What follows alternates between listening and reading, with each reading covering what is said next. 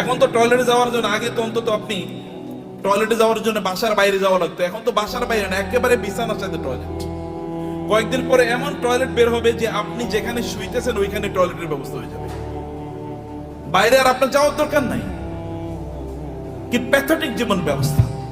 মুসলমানদের তো এটা করার কথা ছিল না। আল্লাহ তাআলা আপনাকে নির্দেশ করেছেন, ফাইজা কুদিয়াতিস সালাতু ফান্তাশিরু ফিল আরদি ওয়াবতাগু মিন ফাদলিল্লাহ। নামাজ শেষ মসজিদে বসে থাকা যাবে না। ওমর রাদিয়াল্লাহু তাআলার যুগে একদল যুবক নামাজের পর মসজিদে বসেছিলেন। ওমর লাঠি এনে তাদেরকে পিটাচ্ছেন, এখানে বসে আছো কেন? বলে আমরা এখানে এমনি বসে আছি, আল্লাহ জিকির করছি। তোমাদের আয় ইনকাম করা লাগবে না, ব্যবসা বাণিজ্য চাকরি বাকরি করা লাগবে না, আল্লাহ আমাদেরকে খাওয়াবে। আসমান থেকে আল্লাহ কবি রিজিক নাজিল করেছে, আসমান থেকে আল্লাহ বৃষ্টি নাজিল করে। এই বৃষ্টিকে জমিনের ফসলের জমিতে নিয়ে তারপরে ফসল উৎপাদন করা লাগে, তোমাকে সেটা করতে হবে। লাঠি নিয়ে এসে তাদেরকে পিটিয়ে বের করে দিয়েছে, যাও চাষাবাদ করো।